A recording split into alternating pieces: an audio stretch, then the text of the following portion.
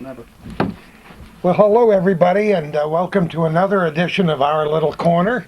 And it's in Calvin's little corner. The Castine Farm, right up here on the Ridge Road in Champlain. Some of our cherished shows have been done sitting right here, you and I kibitzing about the good times and the not so good times. But we thought, since it's nearing the end of January in 2010, I'm convinced I should say it that way. I'm not. You're not? 2010 for I've been you. saying 2001, 2009. I'm not Why gonna stop change. now? I'll occasionally say 2010, but Well, I'll say whatever comes into my mind and let the chips fall where they may. whatever the purists want to do, that's fine. But I've been doing this show with Calvin since 1997, when I left the radio business.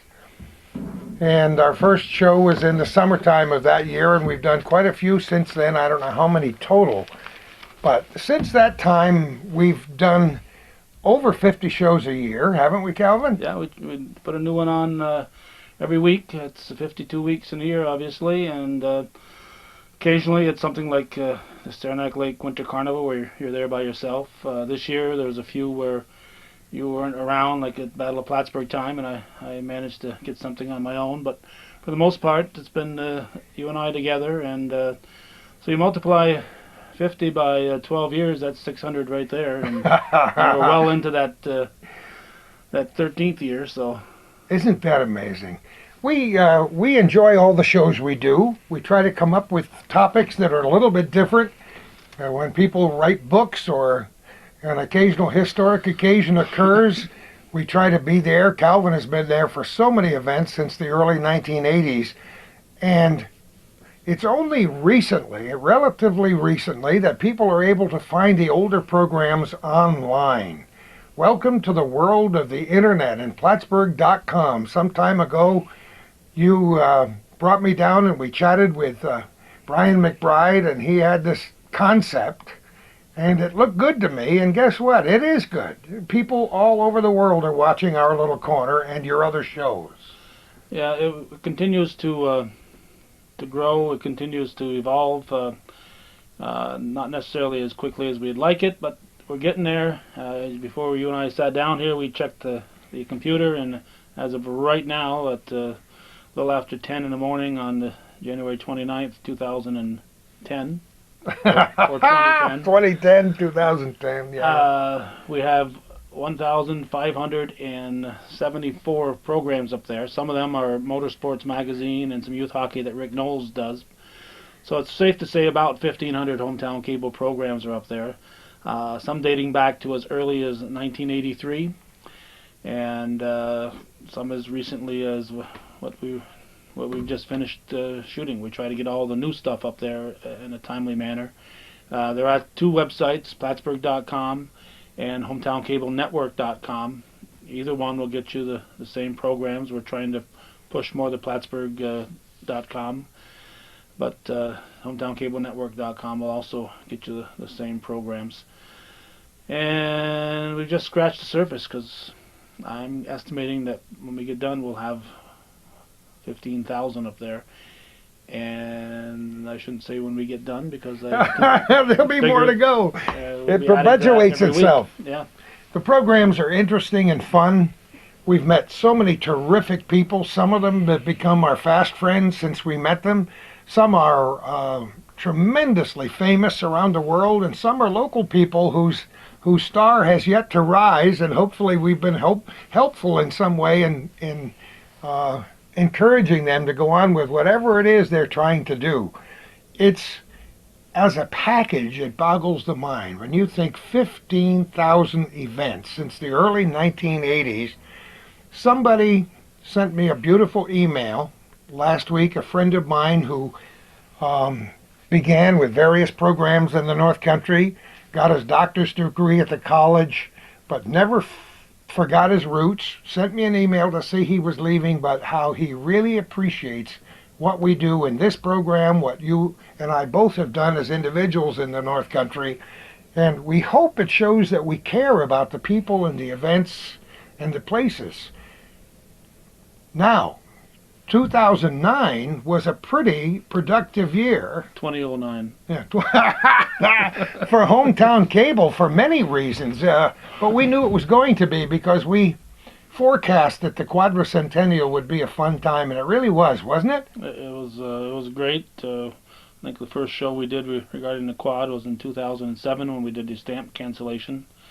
And before we get off to Plattsburgh.com and what is still in my brain, as of February 27th of 2009, we've been streaming the Channel 24 program that people in the northern tier of Clinton County have been able to get for the past 27 years. We've been streaming that on the internet. So wherever people are, in addition to the ones that they can click on and view, they can also have access to the program that's running up here. So whether they're vacationing in Florida, or they've moved to Texas, or they've got a grandparent or an aunt, uncle, or whatever who has never lived here but would be interested in seeing what's going on here, they can just click on there and see that program in addition to the archive stuff. People are discovering it because this is a wonderful domain, Plattsburgh.com. Mm-hmm. Anytime somebody wants to find out about Plattsburgh, chances are they're going to hit that site right near the top of the list, right, on the internet. That's right, yeah. So this is serendipity for them. Almost never does a day go by without me telling somebody on the internet, a friend, a new friend, or an old friend, wherever they might be, hey, you want to maintain contact or renew your contact with the North Country, go on to Plattsburgh.com or HometownCableNetwork.com. And they always come back and say, wow. Because it really paints a nice picture, doesn't it? I think that it's something that the whole country should be interested in, because this does paint a picture of what life is like in the United States, in rural America. And anybody, whether they're in France or Saudi Arabia or wherever, can click on there and see what it's really like to be here in the U.S. and not the image that the news media may portray, or their own local people might try to bias the way we look. This is the way it really is. This is the way life is in the United States, in rural America. And there aren't too many aspects of life here in northern New York that we haven't covered one way or the other, if you think about it. Education, medicine, health in general, politics, business, the agrarian life on the farm, small and large, people struggling, people who've made it, historical figures. Everybody has a story. That's the way I preface every conversation. And almost on a weekly basis, I'll read the obituaries, and I'll learn something about somebody in the area that died, and I say, darn, that would have made a good story. So we're always after people out there. If you know somebody who has a good story, don't wait for us to find them. Give us a call, 298-518-298-HOME, phone home in Champlain, and let me know. You can give Gordy a call if you see it, or see him on the street or whatever. We're always interested in these things. We like to do a program that has about somewhere in the vicinity of 90 minutes, so we're not looking for sound bites type of programs, but we're always looking for interesting things. Tony Vaccaro, I haven't even told you, I don't know if I've told you about this yet. Tony Vaccaro with the Transportation Museum has sent me a lot of information on Circus Smirkus. They'll be coming to town doing a program for the Transportation Museum, and chances are before the year is over we'll be doing a story on Circus Smirkus, which is out of Vermont, but sure, that's great. Be very interesting, I think, for the folks to see. And we're always looking for people to suggest things like that there. We may not decide to do it, but at least give us a suggestion. We pay attention. Calvin and I are always scanning newspapers, the rest of the media in the North Country, just not just to see who died, but who's got something important coming up, to see whether it might lend itself. To explain a little bit about the program and what our aim is, it's not like many of the other media. They have a different aim. They can cover a significant event, put a 40-second sound bite or video bite on, and fine. But we like to do things in depth. And those are the kinds of stories. There are some stories we simply reject because we can't see a way to do a whole program. Right.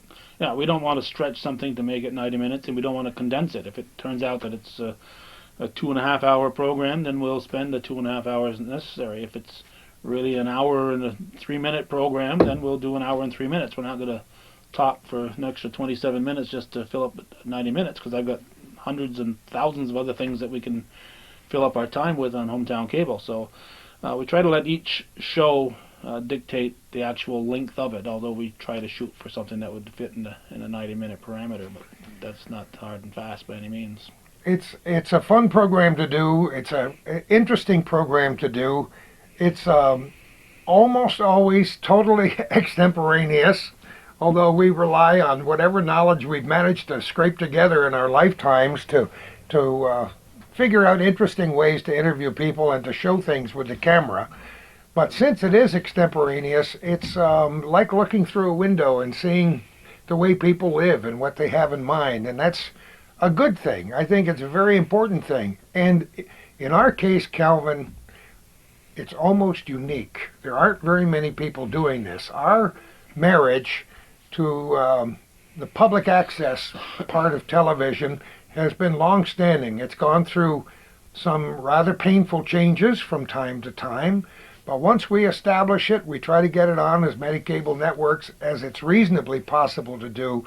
But now, with the expansion of the internet service, our horizons are almost limitless. It's available throughout the world. Anybody who has access to high-speed internet can view the program.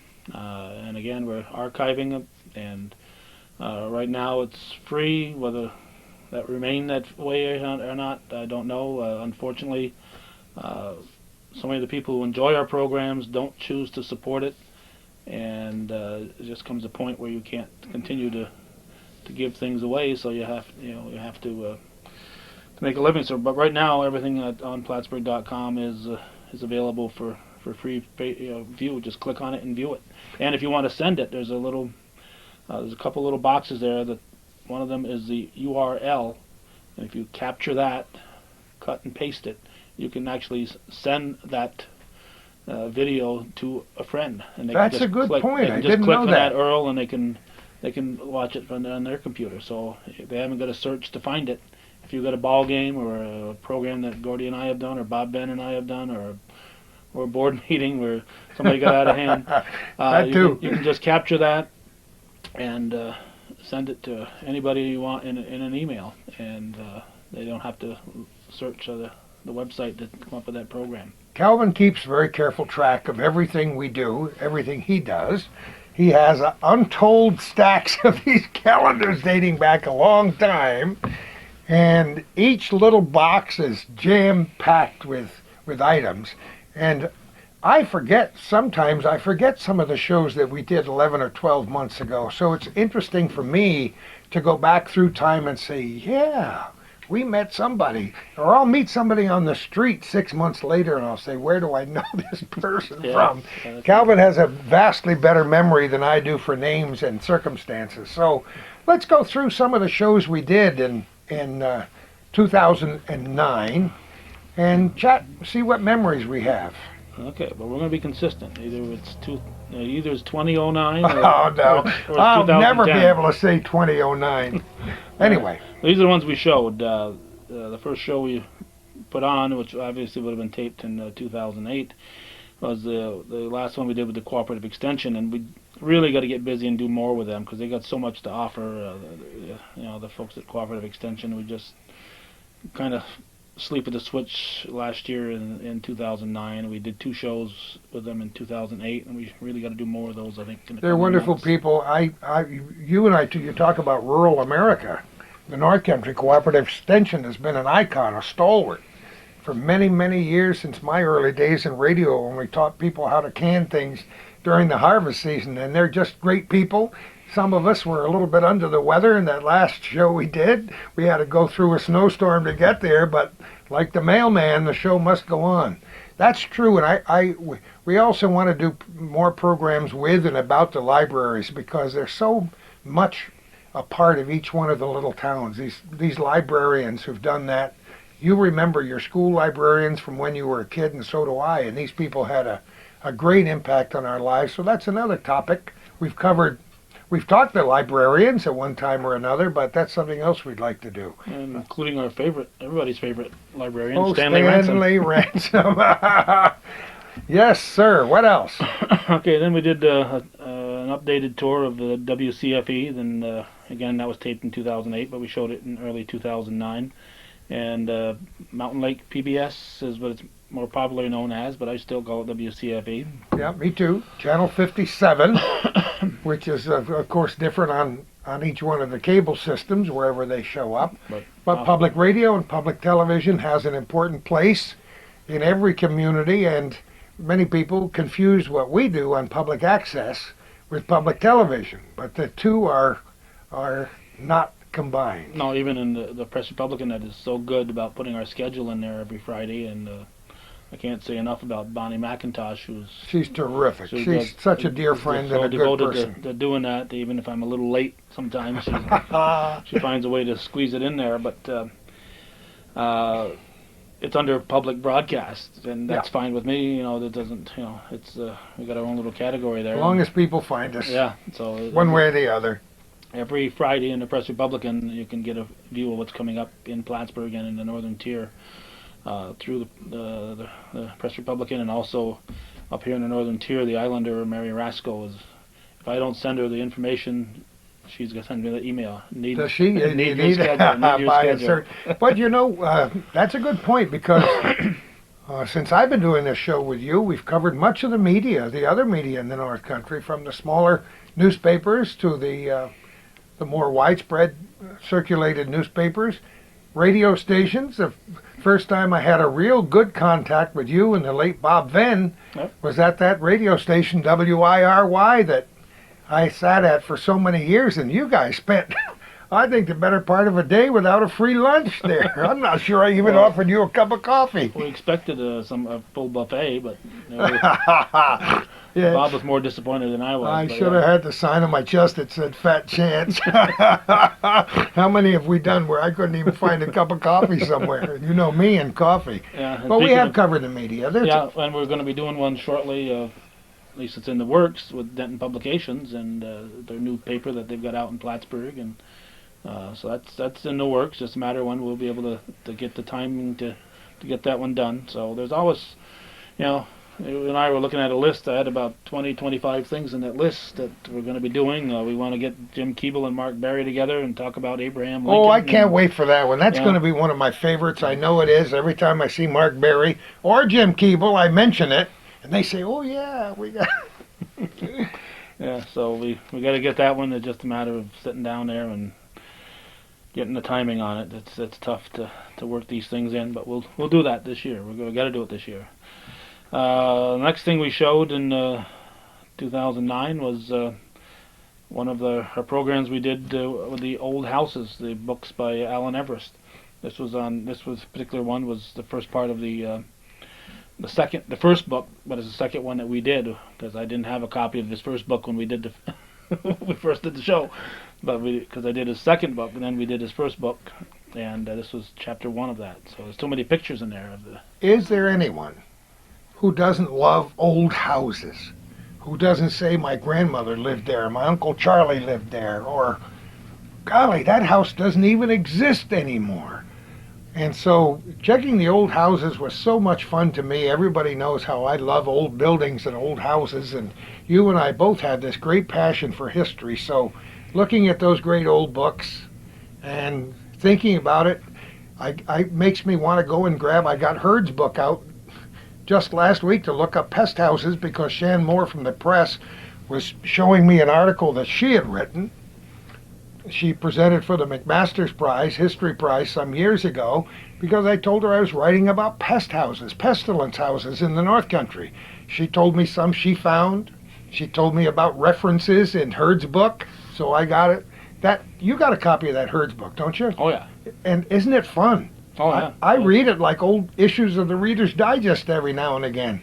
Oh well, we can go back to the internet, and now so much of the Press Republican and the North Countryman and the Denton Publications are available Isn't on the it internet. wonderful? You can just go there, find those things, and there on your computer, you can go page by page. You can search for articles on there. It's just this was when we did a program probably 10 years ago at Feinberg Special Collections, and they introduced their Polaris thing. Well, this is kind of like an embellishment of Polaris, because you don't have to go to Special Collections now to get this particular information from these old newspapers. It's just and Polaris, you would get a reference, and then you'd have to go and find the actual article. For the most part now, it's there. Yeah. It's like opening a window into the past, and it's the old newspapers. I don't know. I'm sure you feel the same way I do. It's like opening a treasure box, right? A treasure chest to find these old stories. Well, it's like the old saying there. The hardest thing to do is to throw out a pile of old papers or old magazines, because you look at it and you want to keep thumbing through. Would you like to know how many old newspapers and magazines are around my house? I'll throw just this in as an aside. There was an old house next to me that was being torn down. The fire department was going to burn parts of it for an exercise. Mm-hmm. So they let me go in, because they started tearing the walls apart and realized that the old timers in the 1880s had used old newspapers for insulation in the walls. Guess who brought all the old newspapers home? I mean, we're talking hundreds of pounds of newspapers. And here I am sitting cross-legged on the floor going through these old stories. Now you don't have to go through the fuss and mess. But I still have the old newspapers. Well, it's a lot handier to go through the paper than it is to surf the computer to find it, because you got to go page by page. Well, we used to have to go to the library and look through microfilm and microfiche, and now it's there. Yeah. So thanks to people who are working diligently, like you are with all these old television shows, somebody has to prepare that stuff for the internet. And I think, unfortunately for him, the internet got going a few years too late for Bob Venn. And what a shame. But Bob he wouldn't have come out. He would have just... he'd have been there. He would have been there sitting in front of his computer, and you wouldn't have been able to budge him. Do you ever go a week without talking about Bob Venn? Oh, I'm sure I must have. But, I don't go very often. Wherever I go, especially here in the northern tier, somebody's got an anecdote about Bob Venn and his chewing gum, or Bob Venn in the garage sales and the flea markets and the lawn sales, or Bob Venn in this show, or that wonderful show at the sawmill. Yeah. Yeah. He was an icon, and I think it's a good idea that now that we're doing a little retrospective, that we think back to 1997, when it all started for me, and wouldn't have if we hadn't lost Bob Venn. Yeah. In fact, it was one of the things we've just sent up to the internet. Is the first show that you did in July of '97 with Bill LePage at the Clinton County Fair, and the last show that Bob had done was at the Clinton County Fair with our preview of the. Isn't it amazing how those things mesh? Yep. What's next? Kate Messner, and she talked about a couple of her books, and since then she's gone on to even bigger, better things. She's now gone beyond these local, regional publications to national publications. She's a bright person, a pretty gal, a great mother, and married to Smiling Tom Messner, the meteorologist at Channel 5, and she's just a good person. And you can tell when she writes her books that she really wants to connect with kids, and that's why she became a teacher.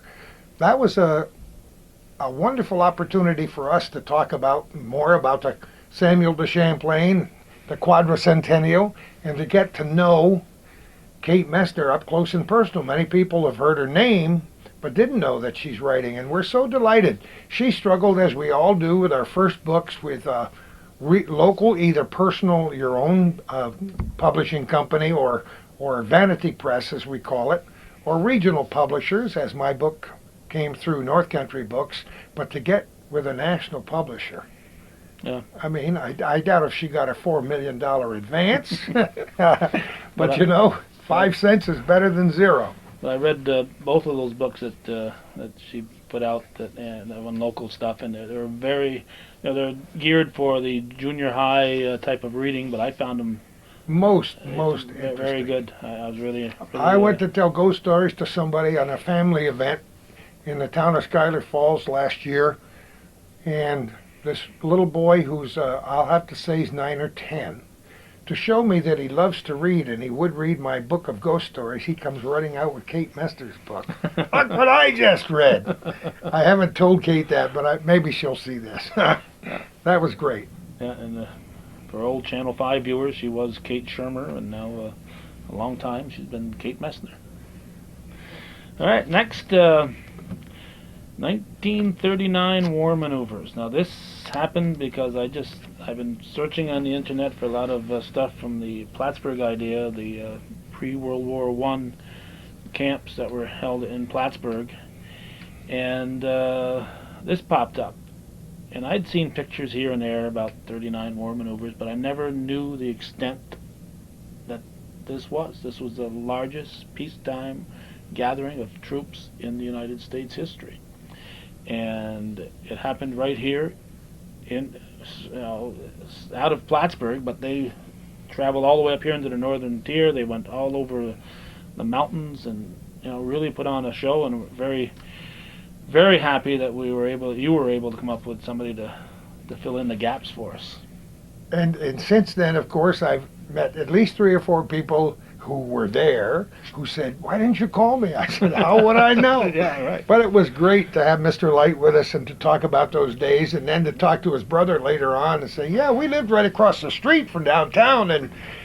And you and I think both were really enamored with that whole book, with all the wonderful photographs, because I had talked to literally hundreds of people who were young children during that time period, whose mothers made peanut butter sandwiches or egg salad sandwiches or iced tea or something for the troops, and the kids would crawl through the lines and get up there, and just had fervent memories. But neither one of us knew the magnitude of this thing until we saw that book. Yeah, and we both did the whole show with our mouths open. And Nap Light added so much because it was happening right out of his front yard, so to speak, and so he added so much. It wouldn't have been half the show, even with all those great pictures, if Nap hadn't been there to add the personal touch to it. Yeah, it was wonderful, and a fun show all the way around. Yeah. So, and that's one of those that, I'm proud of a lot of things we do, but that one there, because it's a lost piece of history, that I really felt great about being able to bring that out and share it with not only that people. How many copies of that book exist?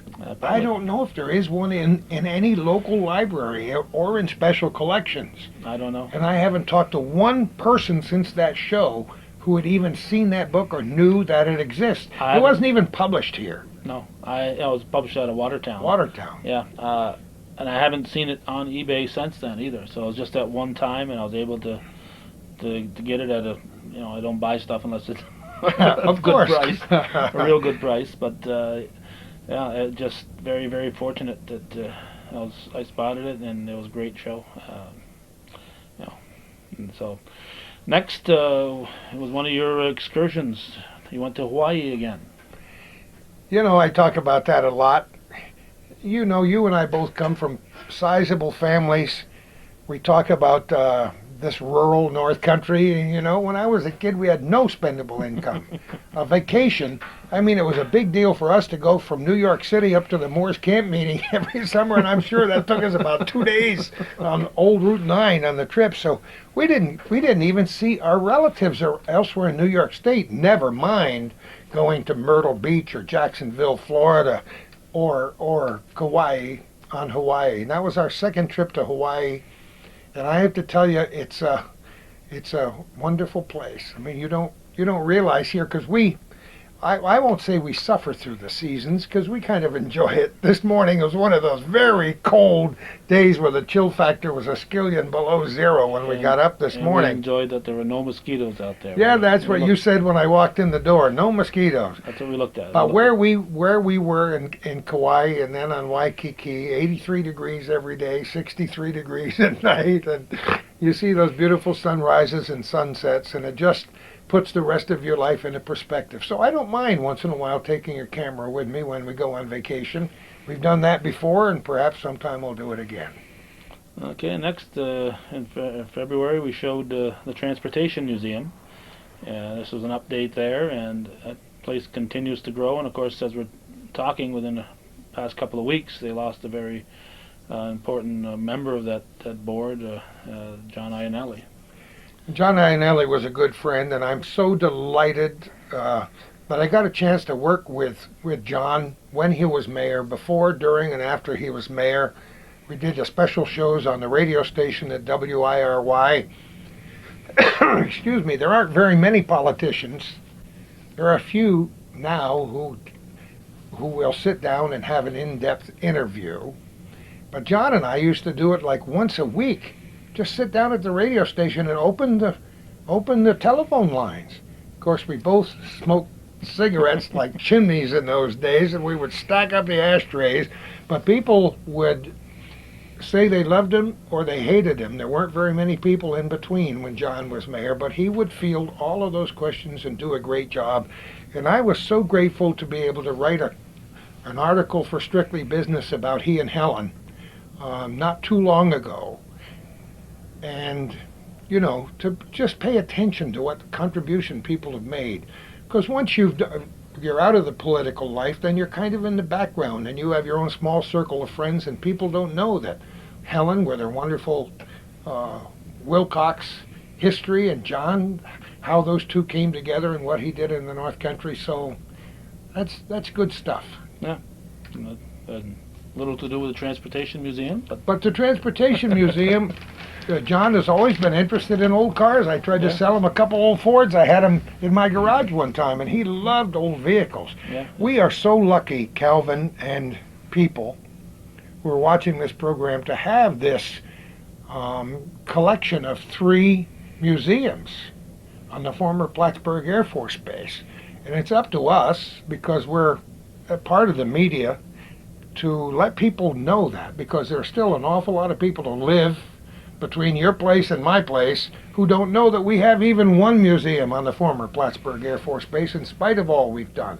Yeah. So that's a real asset. And they've got, you know, hard-working people at all of them, and not just there, but also the Kent Delord and Alice T. Minor and all these other museums. There's a lot of hard-working people that work to keep this history flowing out there. And you know, we will be, I'm sure, doing an update with the Transportation Museum again, not immediately, but because it's always evolving. And as we're taping this, within a week from now, we're supposed to be doing an update at the Clinton County Historical Museum, and we certainly have to thank our good buddy Ken Ray for all the hours he spent with us. I don't know We can't thank him enough. I don't know if he's volunteering much there at all anymore, but No, he's not. What a contribution that guy did to the North Country by sharing his knowledge with us for those. We must have had Ken on for at least 8 to 10 programs. And the pictures, the old, once again, old pictures. You know, I got to tell you, I was at a function telling ghost stories again to a local club organization a month or 2 ago, and Bob Klein, the dentist, was there. And what was the first thing out of my mouth when we sat down? I saw your old motor home at the Transportation Museum. He said, "Oh, come on." I said, "Yeah, we get your old motorhome back in the corner." I said, "Who owns that beautiful old motorhome?" And he told me. So, you know, anything for a conversation starter. But I love old cars. You love old cars. And Transportation Museum is involved. When we were there, they were just talking about setting up a new model railroad display. They had a good start on it when we were there. So many things to see. Yeah. So it's a great evolving area, and that whole little campus there is really growing. And it's a seed that was planted years ago, and we've been following it, and we've been watching it grow. Yep.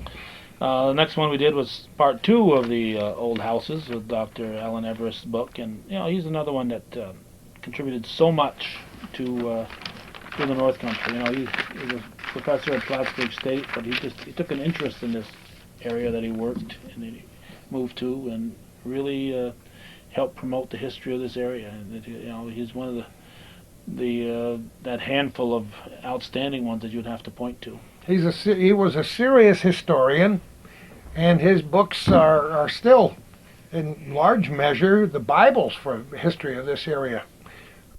We learned a lot from him. I know our friend Keith Herculow, city clerk, who's president of the Battle of Plattsburgh, War of 1812, Museum prided himself on meeting Alan Everest toward the end of his life and remembers fondly that conversation, as we all do. Yeah. Next in March, we did a program with Dr. Frost Oh, on his book. our dear friend.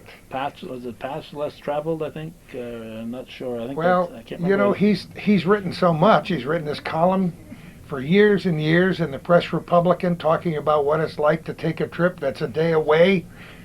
His book about his walking tours. His latest ones are more than a day away, though. Oh, they are more than a day away. But he did those. Yeah. He called himself by a different name, Landon. Yeah. and so now he's reacquainted the world with his regular persona and his real name. He loves to write. He's such an energetic and bubbly personality with twinkling eyes who loves to sit down and chat, as we proved that day, didn't we? Yeah. That was so much fun because there aren't very many places that you'd be interested in visiting that he hasn't at least spent a little time at. That's what he does. Been there, done that. He's been there and done that. So that was a great day. We had a good time that day. Next was the Saranac Lake Winter Carnival, and you also always tie in lately a little bit from the post 16-18 16-19 Winterfest in West Plattsburgh, and speaking of doing that, we'll be doing it again. As we know, the Ice Palace in Saranac Lake is always at the mercy of the weatherman. They, I don't know if you saw it on television, but they had much of it built, and we saw dripping holes here and there. And so they had to tear most of that down and start again. That's not the first time that's happened. So they may have to adjust the theme. But our viewers at some point in time will be able to see what they end up with this year.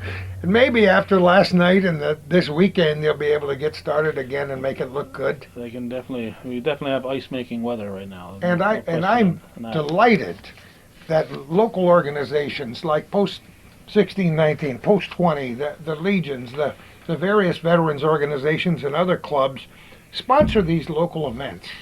And that Winterfest has turned out to be quite an event. There is even talk that I might have to go down the hill this time, and we'll see how that turns out based on the experiences I've had doing things and running into trees and stuff for my lifetime. That could be fun, but the whole thing will be fun, and we'll try to capture as much as we can. Okay, and also in that same time frame, we did a little update on Plattsburgh.com, just to throw that in there. Yes. Next was one I did on my own. We did maybe I'll get you involved this year. They're going to be doing a West Side Story this year. I'll get you down to talk to the cast of the Shazy Music Theater presentation. That was we showed that on March 15th. And, what a job they've done through the years. Not to take anything away from the other local organizations and theater clubs in the North Country, but Shazy has really made a name for itself by involving not just students and teachers, but the entire community. And they're you know, we've said it before, we have so much talent in our own backyard. And a few of these people have shown up in these theater groups over the years, have gone on to bigger and better things in Hollywood and Broadway. So who knows what might happen from Shazy. Yeah. And it's just amazing the local talent we have. So that'll be something that I know I'll be involved with, but maybe I'll get you down there. With the way we're bringing things down to Plattsburgh now, I don't need to get them there 2 weeks ahead of time anymore, so we might have the window of opportunity to do that this year. That'd be great. To tape it early in the week and get it there on the weekend and get that on. So that'll be coming up in March again this year, and I believe it's West Side Story that they're doing, so that should be an outstanding. Yep, it's a great musical show. Next was another one that I found a lot of personal pride in getting this story out, and that's the story of Dr. William Beaumont. So we got James Dawson, an eminent local historian who had worked on a program in the 80s where they had some kind of an anniversary, I don't know if it was his birth anniversary or whatever, of Dr. Beaumont. So he was involved in that, so he knew a lot about Dr. Beaumont. We got a fellow named Dr. John Southwick, who I'm going to go speak to the rodeo doctors in a week or so, and I can't wait to do that because they're all such good friends. And Keith Urkelo. But what a great story. A part of history that many local people, as you know, every year for the Battle of Plattsburgh Association, I do these Haunted Haunts bus tours. And because of what we learned that time and other things, I've written that in a great deal about Beaumont into the little pattern that I do as we drive around. And, you know, that's pretty significant in the history of medicine in the world, what he did. And so that story, I think, is a charming one. That was a great day, too. Yes. For those people who are unfamiliar with William Beaumont, go to the internet and click on William Beaumont at Plattsburgh.com, and you can get the whole story. But briefly, he was someone whose family were among the earlier settlers here in the town of Champlain, and he moved here to live with his uncle in Champlain in the early 1800s, and he was the first schoolmaster in Champlain. Yes. And then shortly after that, he started studying. I want to say Dr. Chandler, but I could be wrong on that. Out of St. Albans, he started studying, and this is one of the ways that people became doctors back then. Not everybody went to medical schools. Most people didn't. Yeah. They studied with doctors, and that's how he became a doctor. He became a doctor. He was very prominent in the area during the War of 1812, and particularly the Battle of Plattsburgh. He was there at Crab Island, I believe. And after he left this area, he married one of the Platt girls out of Plattsburgh. After he left the area, they went to Fort Mackinac in Michigan, Lake Michigan area. And there he met up with a fellow named Alexis St. Martin, who was accidentally shot in the stomach, and it wouldn't heal. So he took advantage of that, and he would actually drop pieces of meat into the fissure and watch as it dissolved. And much then of what pull it out on a silk thread. Much of what we knew earlier, digestive information we came, was the studies of William Beaumont. And there's a building named after him at Plattsburgh State. There's a hospital in Texas that's named after him. So he's very well-known, world-renowned, and you know, he got his start right here in Champlain. As long as this man lived, the guy who was St. Martin, yeah, he outlived the doctor. So the doctor didn't treat him badly. I mean, it wasn't cruelty. No, I'm sure he didn't enjoy sitting there for hours while somebody's sticking stuff in your stomach. But isn't that amazing? The doctor hired him as a handyman so he could study him for years and years and years. Yeah. Great story. Yeah, fascinating story. Then we talked about we're going to be doing a story with Jim Keeble and Mark Berry on. We did do a little prelude of that. We did talk to Jim Keeble about a variety of things, including some people out of the West Shazy area that Addie Shields said, you got to get this. So we did sit down and have a nice little chat with Jim Keeble, but we will be doing a follow-up. And he and Mark Berry are both big Lincolnites, and we're going to be doing a story on Abraham Lincoln, who in the year 2009 celebrated his 200th, was it 200th anniversary. His 200th birthday was last year, and so he's be 201 this year on February 12th. Then we went to the town of Mariah, and I can't remember if we were in Witherby or Mineville. I think we were in Witherby. Anyway, we talked with Don Sprague, and this was, we talked earlier about constantly having we're constantly looking for ideas, and this was an article that the Press Republican had done on the Sprague brothers back around Veterans Day, and this was Don's father and his uncles and how they'd all served in World War II, and Don is such a fascinating guy to talk to. Oh, just a fun person, yeah. We'd done a show with him back when we talked about basketball with with Bob Garrow and Charlie Niles and Harold Ryan. So yeah, he's a fascinating guy to talk to. Old pictures and great old stories, huh? Yeah, that was fun. He's a great storyteller, Don.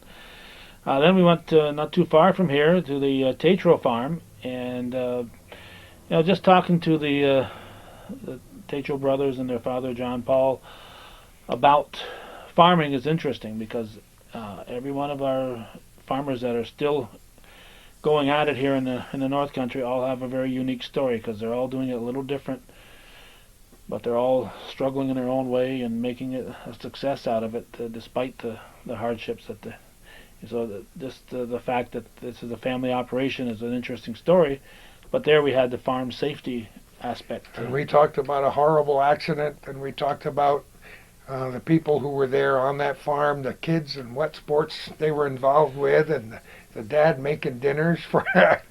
John Paul is legendary, yes. Yeah, just legendary. That was a fun day. That was just one of those fun days. Yes, and but that's a story that could have very easily been tragic because one of the brothers, I'm not sure if I think it was Dan, might have been Don, might have been Dale, but one of them, I can't remember which one it was, had the tractor tip over on him. They'll be mad at me that I don't remember which one it was, but fortunately survived, and they're in farm safety videos now, and they make sure that everything they drive has the roll bars, and it was an interesting show. We've spent a lot of time talking about farmers and farming for a lot of reasons. We've gone to the various fairs in the North Country. We've talked about the price of milk and the price of grain, and it's been up and down. And farming is a tremendous struggle, especially for the small farmer, and it's hard for the little family farms to survive. That's why we spend time talking about them. And we did the next show we did. We also talked to another farmer. That would be Gary Menard, because he's got solar power. We did a show on devoted exclusively to solar power, and Gary and Connie Menard have solar panels that take a big load off their electrical load. They got there must be 5 or 6 big sheets of solar panels out there, and that was an interesting show. Because this is an up and coming topic here, and we went to. I'd say at least half a dozen places to we look did, solar. And then I got to write an article about the company and talk to many more people after that. And you're right, that's cutting edge technology right now. Solar power, wind power, and solar power in the North Country. Any kind of alternative energy in this day and age, right? Yeah, we started that day up in on the Ashley Road at the. Oh, you did it again. Hanson's, right. And they've got the new solar panel out there. Then we took a stop down on McBride Road. Then we went to Menards. Then we went to Jollikers in Cooperville to see that they've got the panel on their house and their shed out there. Yep. Then we ended up at John and Heather Trombley's, and looked at this stuff there. And we'll be going back. We're going to be doing another show, hopefully very shortly, with John and Heather Trombley at the Modern Mechanical. We're looking at their business and the type of stuff they put out there. But what they've done at their house with the solar and adding to all that I thought it was very fascinating. Yes, it was. Okay, Champlain Port Director ceremony. This was history. It certainly was. Change of command. That's right. And at the Elks Club. Yes, and just once in a lifetime. This was the first time it ever happened that they had this type of a ceremony, and we were there, and it wasn't a lot of interviewing going on, although we did manage to sneak in some before and after. But it was just a great program to be a part of and to get the history of this change of command ceremony, which probably for you who saw a lot of airbase changing commands, it might have been a little reminiscent for you. Well, it was, and when you consider Homeland Security and what's happened along our borders north and south over the last few years, we well know since 9/11, it's truly amazing. And for that, to try to explain to the general public what happens in this port of Champlain, how significant this port is compared to every other port along the northern or southern borders. And when I learned that $13 billion worth of merchandise comes through the Champlain port every year, that to me just blows my mind. And I'm sure it does And to the general public. that's what legally comes through. Yeah, yeah, not to mention the other stuff. And they're always on the lookout for that other stuff. But yeah. it's a busy place, and we did spend time at the port itself too, didn't we? Yeah, yeah, that was another program. Yeah, that was great. Then we did something that we've done one year. We just didn't manage to get together, but we did last year, and we hopefully we'll do it again this year. We did a recap of the Mission of Hope to Nicaragua and North Country Mission of Hope. And that's always a fascinating show. I always keep my handkerchief close because as you're talking, I'm behind the camera wiping my eyes. Well, and I'm doing the same, and right in front of the camera. And that isn't. And I'm not ashamed to say that's not the first time that things that we've covered have been so powerful that I weep on the air. I can't help it. When they took the flag down, the air base for the last time. When we find out about these kids, I tell the stories of that first Mission of Hope series of interviews we did over and over and over again because it's lessons for adults and teenagers across the North Country. And look how Sister Debbie has expanded that program through the years. She's inspired other communities to go to different countries to do these missions of hope. And now as we record this toward the end of January in 2010, we have just had a terrible disaster in Haiti, and we've got doctors and nurses and people, adopting children from Haiti and trying to figure out ways to send money down to Haiti. But we've known about poverty from the Mission of Hope people for a long, long time. And I've personally learned a lot of lessons just from interviewing those kids, haven't you? Yes, and what they try to do there is concentrate on a given area because you can't solve all the poverty problems in the world.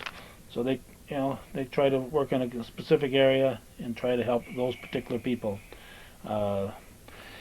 It must be tough when you look around and you see all the other abject poverty around you, but they do it year after year, and you have to salute them. And of course, they don't just do one mission now. Now they do in the summer, and they do others throughout the year. So they life-changing experiences for everybody involved. Yeah. Next show that I'd wanted to do because my mother, when I was a child, had tuberculosis. So we went up to Saranac Lake and got the story on Edmund Trudeau and all the cures for tuberculosis up throughout the Saranac Lake area. Boy, there's a history lesson, wasn't it? Yes. Wow, we did walking tours. We went in the library, looked at the old scrapbooks. That was just fabulous.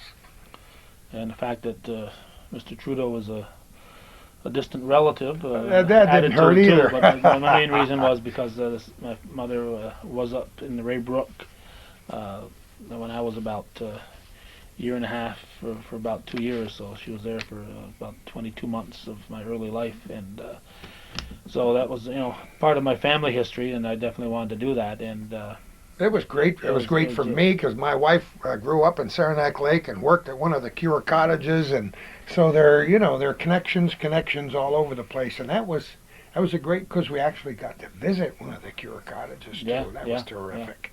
Yeah. The next one we have on here is the history of Franklin County. Anne, I think it's Smallman, the historian there, did such a great job. In the House of History. Yep. Telling us about the history of our neighboring county, and that we've done several shows on Franklin County history, and I thought this was a good overall view. This is especially interesting to you because you're interested in how these towns were formed, how one town was formed to another. You have a greater area, and then it's broken up into different areas, and especially up here in Rouse's Point, Champlain, Chazy areas, how these towns and villages evolved is very interesting. Yeah, one of the things I found out over the years is that the historians always kind of pick up the story from when their town was formed. When we did Chateauguay with Odie Cook, I had to bring it out of him that it was formed from the town of Champlain. He's proud of the history of Chateauguay being the first town in Franklin County, and most of Franklin County evolved out of Chateauguay, at least the northern part of it, and all that in 1788 from Islamont and Alberg because back then Vermont didn't exist as part of as far as the what would become the USA concerned. They had the Republic of Vermont, so New York State was claiming Isle of Mont and Alberg, and all the way west, as far as you can imagine, was considered Champlain because it was there was no boundaries out there. Nobody had explored the area, so everything west of here. So then in the late 1800s, Chateauguay was pulled off, and then evolved Franklin County.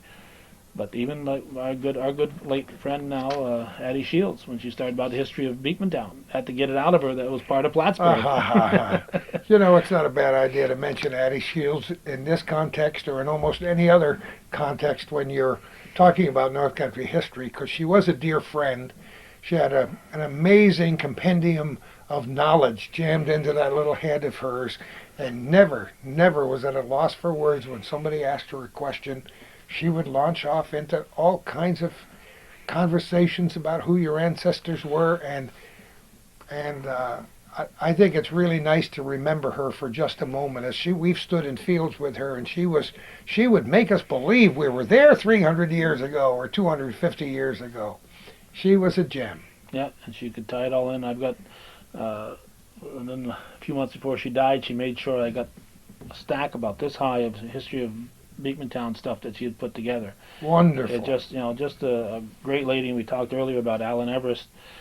Well, you definitely have to put Addie Shields in that category, and I'd probably put her, although she doesn't have the literary trail that Alan Everest has, the knowledge she has shared, the seeds she has planted. I'd probably put her on a higher pedestal even than Dr. Everest. She covered such a long period of time in and out of the Clinton County Historian's office and on her own, and talking to groups around New York State, and then finally publishing a nice book in just about the last year of her life, huh? Yeah, it was. Yeah, we talked about it. We'll mention it later on here, but we did talk about it last summer with her.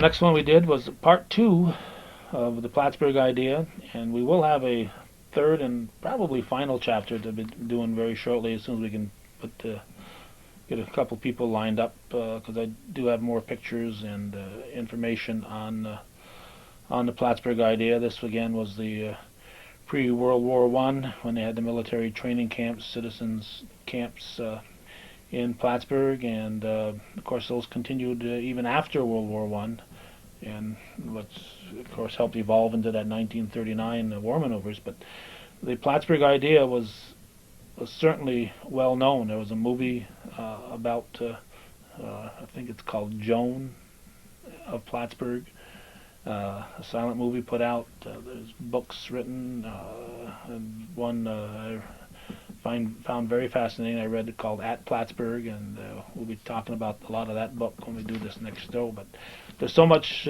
out there available if people want to search for the Plattsburgh idea. And once again, young. Well, just when you search for it, don't put the H on Plattsburgh. Yeah, that'll do it. Go ahead. but once again, it's a part of North Country history that many people are not at all familiar with. I mean, it's very difficult to get kids interested in World War II, for example, never mind World War I. But the fact that a lot of things started right here in Plattsburgh on the old portion of Plattsburgh Air Force Base during that time period when presidents were here, and they toured the area, and we've talked about the centenary. When presidents came to town, and Teddy Roosevelt came here, and the inner battles between he and President Woodrow Wilson at the time, and so much happened, and we learned a great, when we visited Plattsburgh City Court and talked to Penny Clute and looked at all the exhibits that they had there, and we read books, and another famous, just like the maneuvers in 1939, significant because it was the embryonic form of ROTC. Yeah. It started right here. And it was the training that allowed us to succeed in World War I. Absolutely. Without that Plattsburgh idea, who knows? Yeah. Who knows? This is where it was officers training, and these people would come on their own, at their own dime, to get there and train, because they figured if we did go to war, then they wanted to be in leadership positions. So these were for the most part people of distinction that came here. Teddy Roosevelt's sons came here. Sure. One of whom died in World War One, but his sons came here to this Plattsburgh Idea Camp. Yep. Next was, to me, a significant piece of history in this area, and there will be more to add to this next year. But we did that nice, great show. Unfortunately, we had a little camera malfunction at the beginning of the ceremony, but that point of fair, just what a powerful program that turned out to be. That's a day I will never forget, thanks to you and other people who worked very hard to see that was a success. So many things happened that were historically significant on that day. Wasn't that just great? It was a great thing, and one of the things that happened was, in doing some research on it, one of the people in our committee said, I think it was Jerry Fabro said, I got to give a talk with the veterans on it, so you can give me some information. So I started digging through it, and I went through Alan Everest's Point of Fair book. Sure. And a little bit of other literature that I had on it. And it said June 6th, 1760, a skirmish there with Rogers Rangers. So I'm looking at that, and it's 2010 is going to be the 250th anniversary. So I got a hold of John Zerl. I said, John, you got to. So he got a hold of Tom Mandeville, and they're going to put on a nice program. And because Tom Mandeville was just appointed as of January 1st, he's now our town historian. He lives at. Oh, he is. Yeah. Oh, that's great. I didn't know that. But he and Tom Prey and others are working on getting. They're going to have probably hundreds of reenactors there, and this is French and Indian War stuff. 200th anniversary of Rogers Rangers at Point Fair. So that's coming up June 4th, 5th, and 6th. Okay. And it'll just be fascinating. So but anyway, we did go there. So that when they buried those bones and all that great history there at Point of Fair, and that nice little park that, thanks to the Rochester family donating some property, is sitting there. Then thanks to David Patrick for donating a marker. There's a marker out in front of the Scales home there, and at the corner. So there's a lot of history there, and then people can just drive down there and they can read it for themselves and see what's there. Yep. Then we did in June we did the Champlain border, where they had the new regulations for crossing the border, and you have a passport, and I've now got my enhanced license. You got that? I still don't have one of those. But that was a good day too. We got to see things. Personal tour. Yeah. The port director, and we appreciate him and him doing that. And it was just it's a fascinating part, and it's that first step in what's the way you're going to cross the border now. Absolutely. Yeah. Then we went to see Mr. Jones. Don Jones up at NAC Ag Fair, and did another nice little show up there. That's always a fascinating group. Homer Bushy did so much there. You talk about the rural community. There you go. You talk to the little kids and get them enthusiastic about livestock, and that's always a fun day for me. Yeah. So that was a great time, and who knows, we might be back there again this year. Then we went to Willsboro. I don't know if you were here this time, right? You weren't there the last time, 2 years ago, but last year you were there for the opening of the Sid Cauchy display, and this year it was tied into the Quadricentennial. And wasn't it great to have that great old historic stone building next to the old school, to see all of Sid's friends, to see people honoring Sid Cauchy for all those wonderful paintings he did, right? About Lake Champlain. Yes. Champy. I think I can get my wife's attention. Maybe she can go get the pictures that Sid did for us this year. Sid imposed on him and gave him a few dollars, but he did some wonderful paintings of our kids for us, and I want to share that with the people I haven't here. seen all of those, so that's great. Sid is such a dear friend. Yeah, he called last week. I think it was last week he called. He's down there in the Carolinas there with his son Brian, and enjoying the weather, and still going strong. Heading for his 91st birthday. 90 years old. He'll be 91 in May. He's just a fascinating person. And this is, when you look at something like Sid and like Ardo and people like that we've through this program we've gotten to know, it's just great. Yeah, just wonderful people, powerful personalities, and charming, charming folks. And they've, boy, they've set the pace for many things. And Sid Cauchi with the old Harvey comic book stories and the baseball stories, and we could write a few books of our own based on what we've done with Sid Cauchi What a over fun the guy he years. is. Just absolutely wonderful. Then we went to Park Safari, but this year if we go back, we're gonna have a little better circumstances. They called us to do a show there, and we went down, but they stuck us in the back of a pickup truck, and That was interesting all by itself. we survived.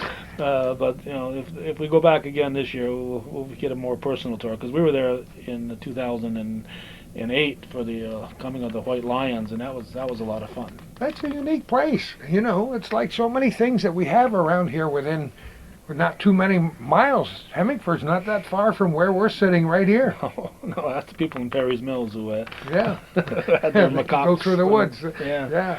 Yeah, so it's a great place. It's just it's right on the border.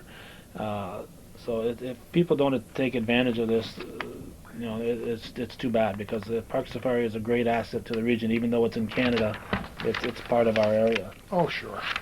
Then we did, we got so many great people who have so much history in their veins and want to share that history. We did that military timeline at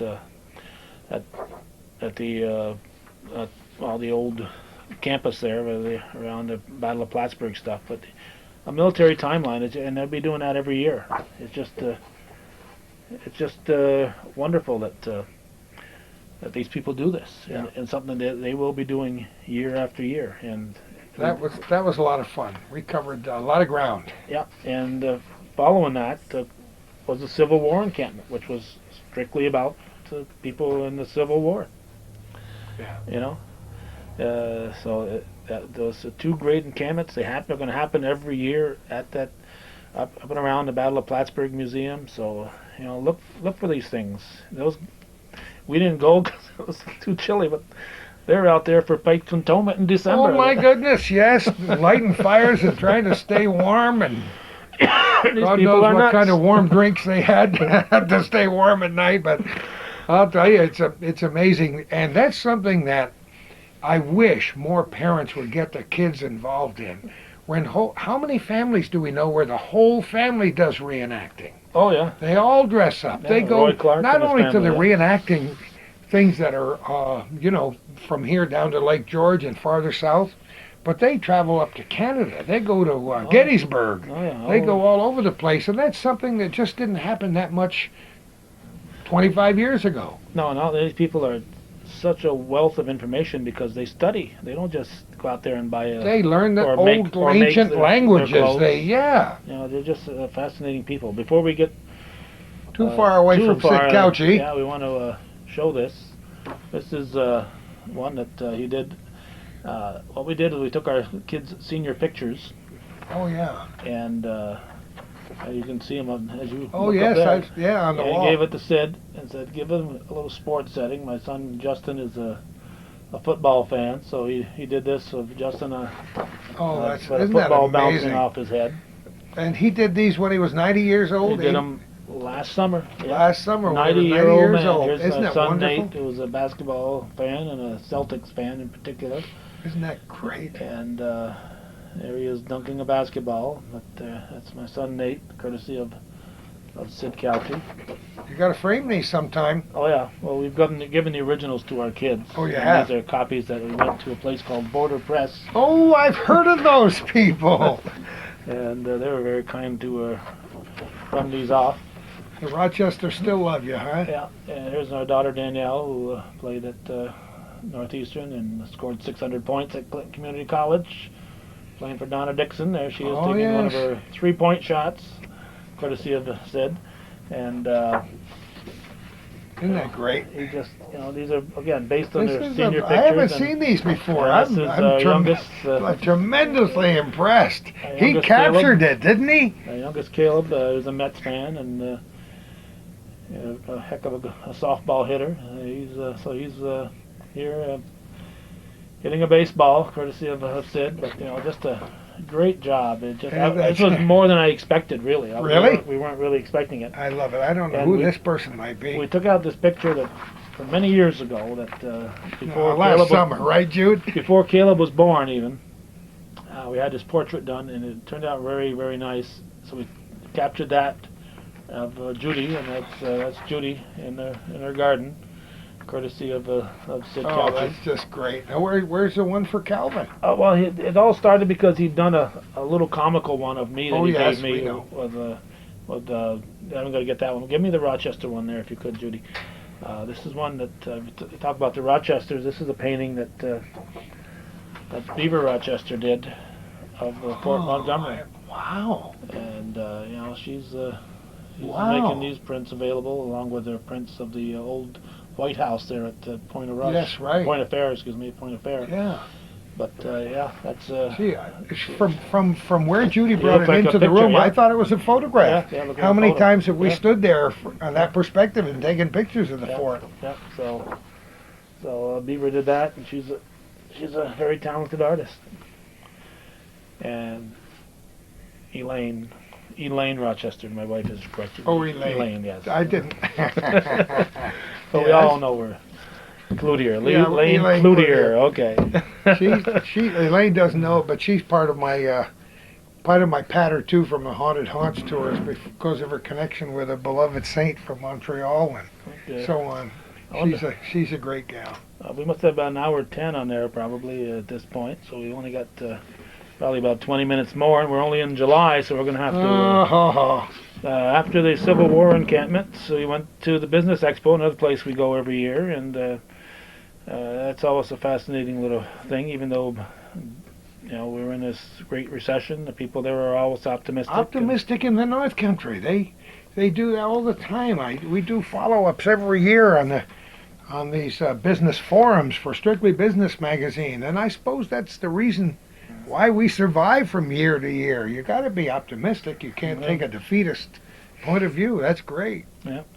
Then our good friend Rob Clark said, we got to do something on the man landing on the moon 40 years ago. Oh, in Rob. 1969. I run into that. He and his mother all the time. What a dear family they are with the lighthouses and his late dad and Sheridan Iron Works and the whole thing. So yeah, that was fun. Yeah. Right here. Yeah. And Rob, of course, doesn't get into anything halfway. He gets into things. You're gonna get the story, baby. Goes in over his head. Oh, I talked to him at gets Sam's, fully and that's good submersed. for an hour. Yeah.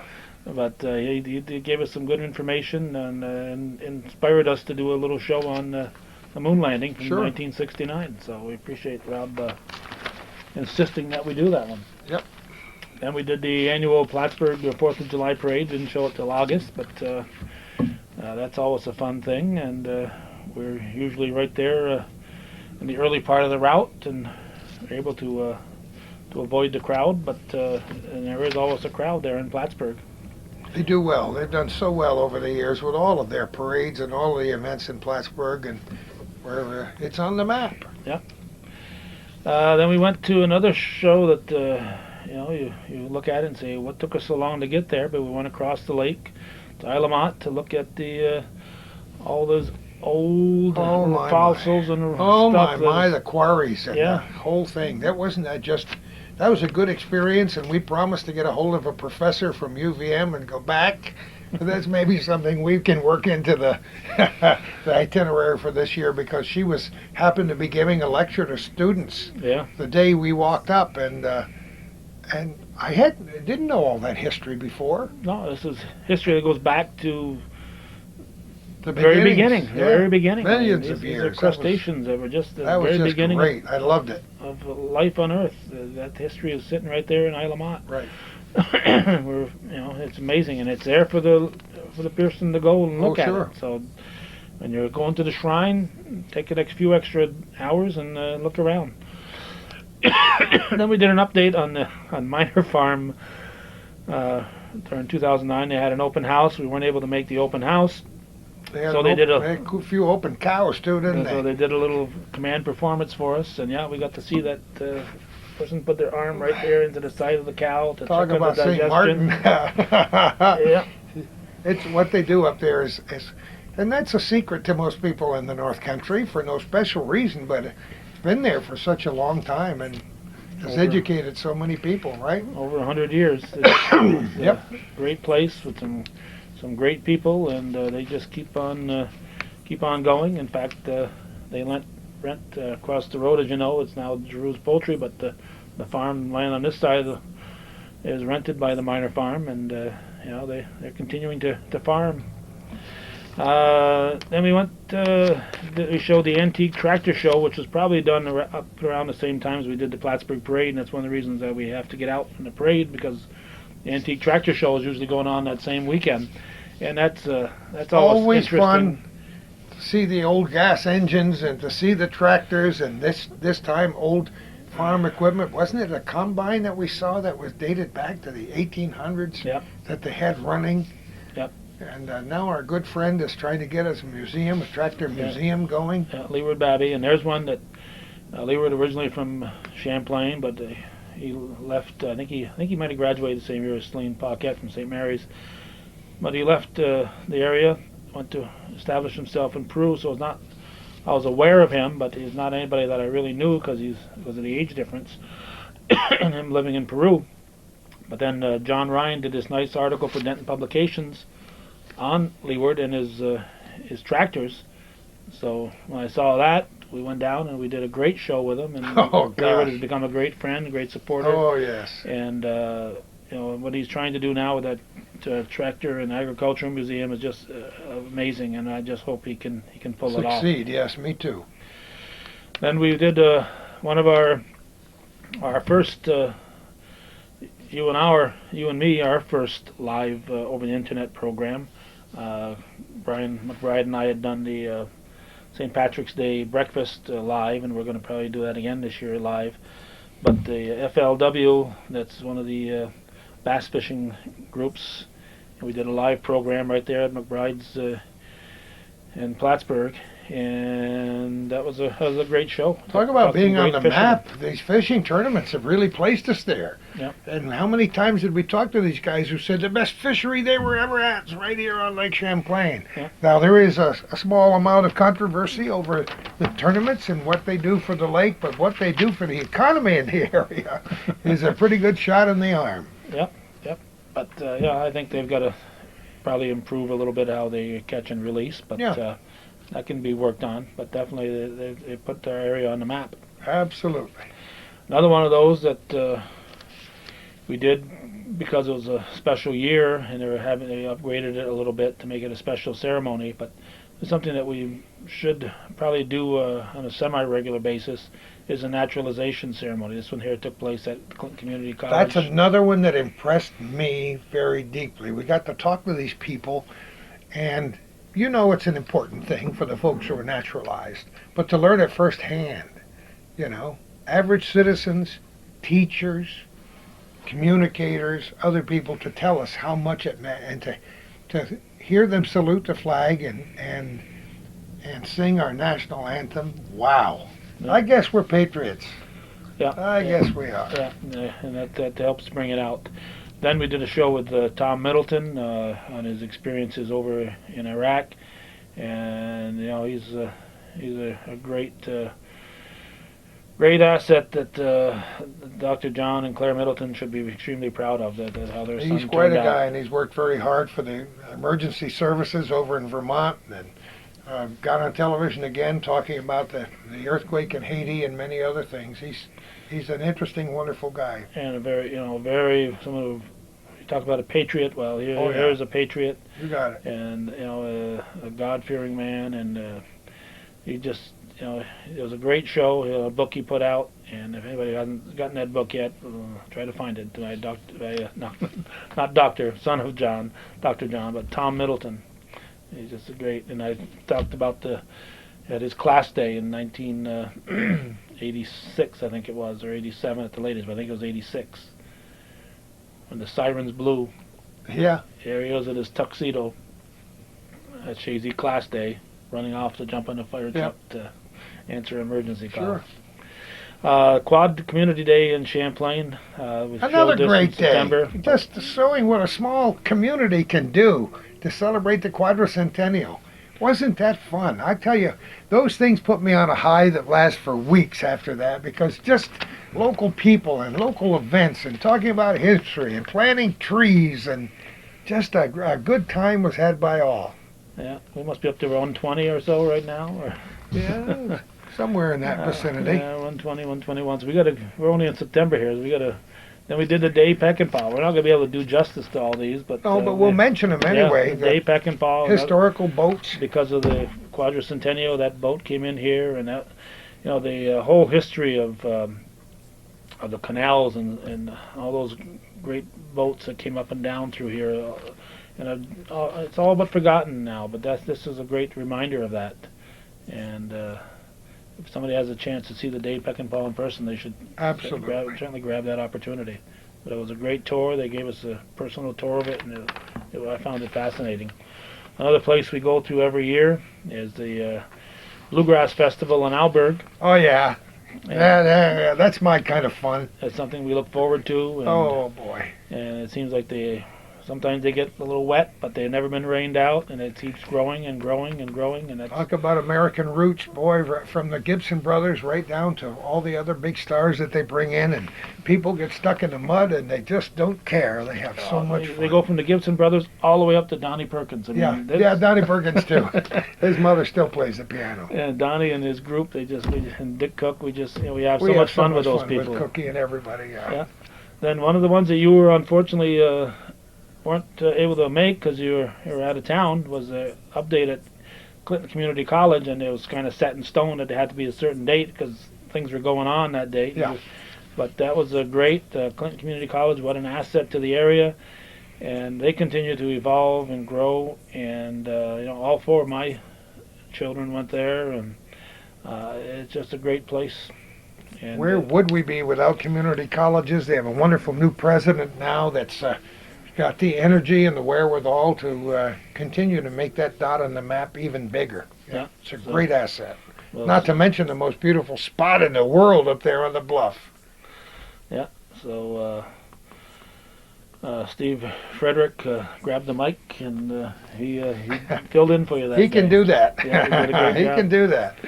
Then I think you were missing part of this too. You were gone. The Battle of Plattsburgh. We did we did coverage at Dewey Tavern, Halsey's Corners again, and back to Crab Island, and John Rock and all the boys up there, and a great show that they put on every year, year after year, and that's certainly been something that we look forward to covering every year. Right. Then we went to the Plattsburgh Aeronautical Institution, opening ceremonies there, and that's historical. I'll tell you. Yep. We hope great Former things. Clinton County Airport. Hope great things evolve from that. Just a fascinating place to be. Then in November, let's see, we got the Fort Montgomery. I think you were out of town for that. They had Fort Montgomery days, and it turned out to be great. I hope this isn't an annual event because it was just fascinating. Jim Millard is just such an amazing Jim has promised us that he person. will eventually give us a personal tour around there, but just amazing how they cleaned it up. Oh my God, more than amazing. Whole crew of people got together and really cleaned that place up to prepare for this, and hopefully this will be huge an annual event. Way more than they ever dreamed would show up. It's even though it's ruins right now, it's still a fascinating place to look and visit. And then, but you can't go there unless you're invited because it is private property and there is some dangers there if you just roam around. Then we went to the signature event for the quadricentennial. That was at Crown Point, and that was a place that you just feel you have to be at. And taking pictures of the Champlain Bridge while we were there, learning more about the history of the Rodin sculpture and so on. That was an important day for us. Yeah. For everybody. Yeah, but there was a signature event for 2009, and we were just proud to have been there. Then we had coverage of the Battle of Plattsburgh parade and the beat retreat. Did the entire parade this year, and they insisted that I do the entire beat retreat. Usually we wander away. Yeah. So you did the whole thing. Yeah, so it's, all the way. That's Except I had some people standing in front of me. So next year we Get a got better we spot. got to get it. You know, we got to get a better view. Because I love doing it, but I got to be able to see it. Then thanks to Addie Shields, she lined up that I'd do a show with the Beekmantown Markers. They unveiled, I think, 7 or 8 historical markers this that's year. so great. Then we did a program on autism. They have an annual event going on, and we got to talk to the people behind that, ARC and so on. And that was it's important. It was a good educational day for me, even though we think we know about autism. There are a lot of dedicated people involved at the fairgrounds. That was a good event. And then a program that we both enjoyed, sitting down with Bob Garrow. Our dear friend Bob Garrow. Who, Learning about town team baseball. Before his hip operation. And, yes. Yeah, he's he put out a great book on baseball in the region, and it goes back 100 years from the 1860s up to 1960, and he's already working on the sequel to that. So. Yep. But if you have a chance. And he feels better too. For those people who worry about the hip, he's doing great. But he's a fascinating guy, and it was a great show.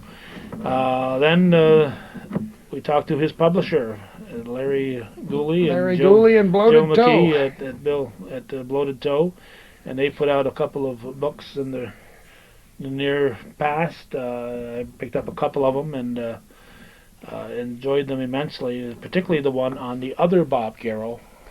The serial killer. Yeah, just a fascinating job Larry did on that one there. He is a great guy.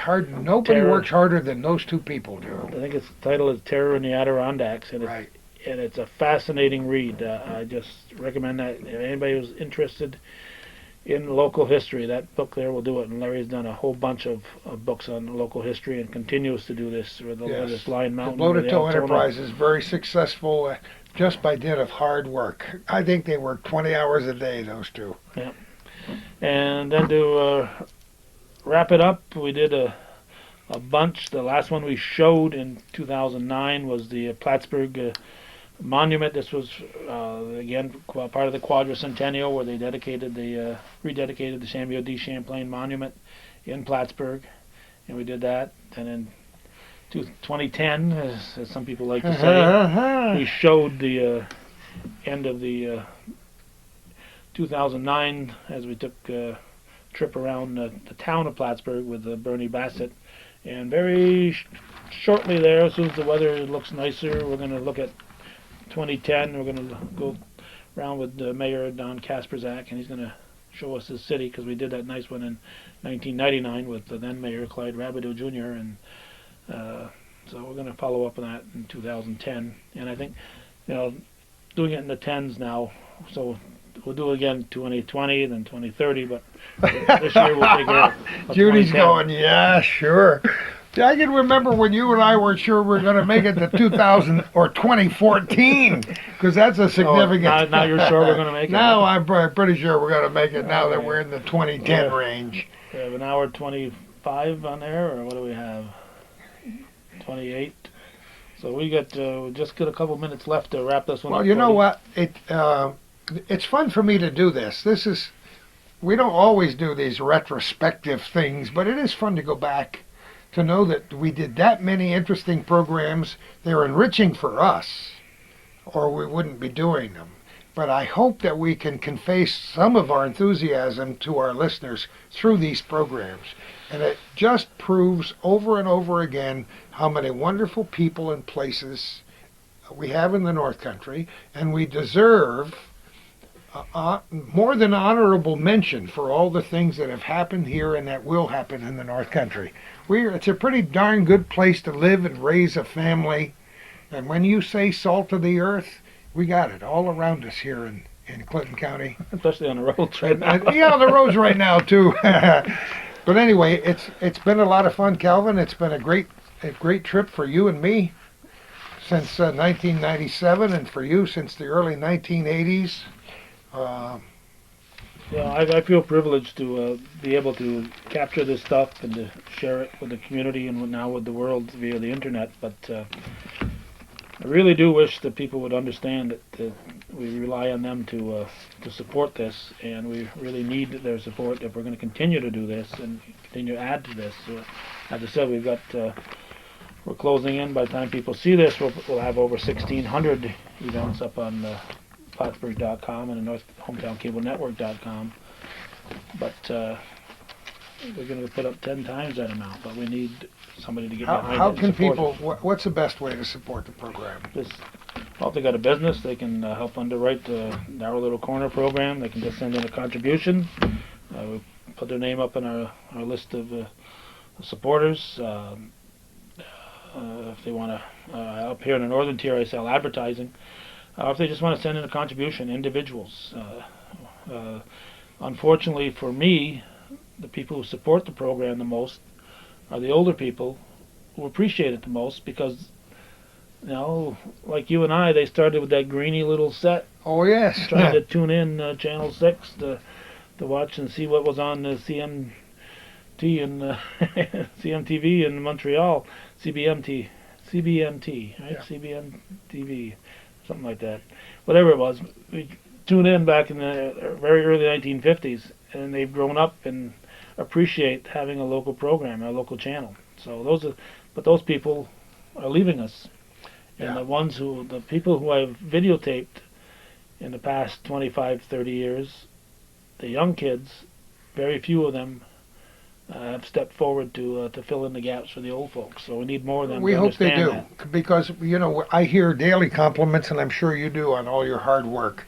Young people do watch our program, and that's pretty good when you consider all the options there are on your cable system, wherever you watch television with hundreds of channels. So you're doing something right, Calvin. Keep it up. Far into the future, I want to tell the North Country to make those contributions, to tell us what you like and what you don't like about our program, and we'll try to make it even better in 2010. All right. And who knows where we're going to be next time for our little corner.